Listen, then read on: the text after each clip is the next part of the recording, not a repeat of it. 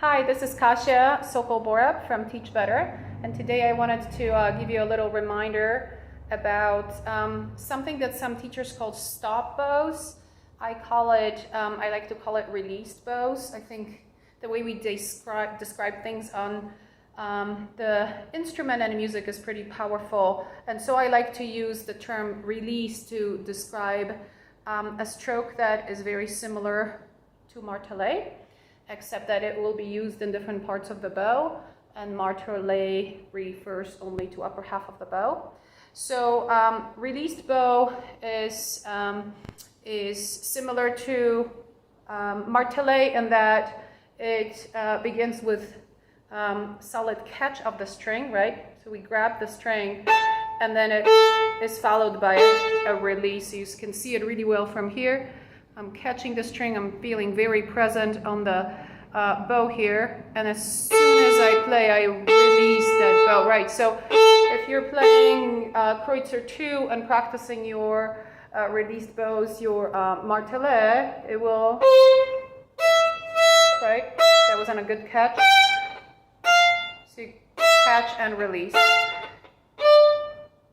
Right, so most of us have done a lot of that on Kreutzer 2, and that release is very important because it shows us exactly how tone production works on a string instrument. So I want to encourage you to maybe practice those released bows throughout the bow. So because what's great about this is that if you divide the bow in half, then you learn how to catch the string here and release, then in the middle, then in the top, at the top, and in the middle again. So that's if you divide the bow into two, and divide it into three, right? Obviously you learn how to catch the string here, here, and here. Then if you go into four, you're not only dividing the bow equally into four sections, which is also incredibly valuable, but you're learning more spots of the bow and how the physics of the bow really work.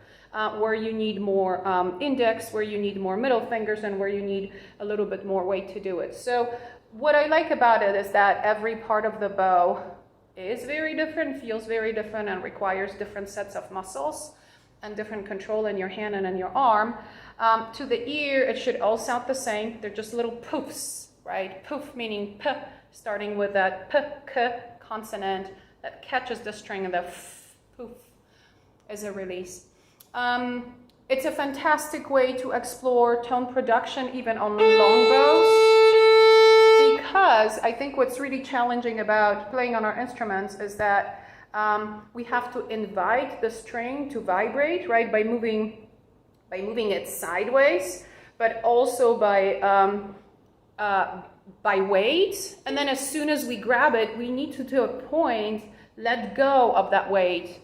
And we need to figure out exactly how much we can be in the string and how much we have to let go. If we don't, we have a sound that's very nasal, and it doesn't project very well. It may actually sound pretty powerful right next here, but it doesn't project out, it doesn't blend with others.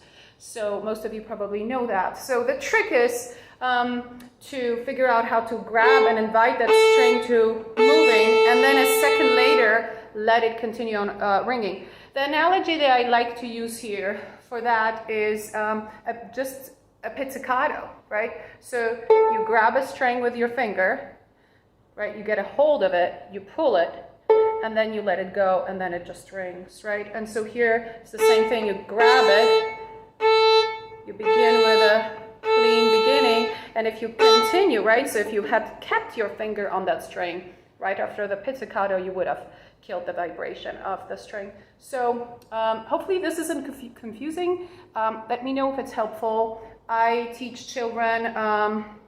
I begin in upper half, and what I do very differently, I think, from a lot of students, from a lot of teachers, is that I focus on the poof, on the release, a lot more than on the stop. And this is why I also don't like to call it a stop bow, because stop bow means you're going to actually stop that bow.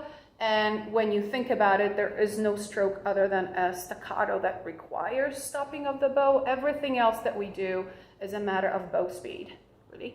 If you teach kids,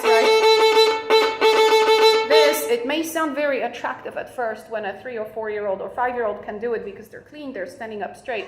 But in my mind, it doesn't really refer to what we eventually are going to need to do with our bow, to what's usable for music and for playing with the instrument. And it is extremely hard to get rid of that stop on either side. So I focus more with my students on release. You can't see it, right? And I may even give it extra time more than on the stopping. So I want the silence in music come from release of the bow, from the least release of the bow speed, and then it's a ringing silence, not a dead silence that came from stopping. Right, so I will do this even at the beginning. Then we go into scales, 2 per bow. Then eventually I can do scales 3 per bow and 4 per bow, right? So something like, that's 2 per bow. 3. Right, and I can even stop, right? Loosen up, feel that way.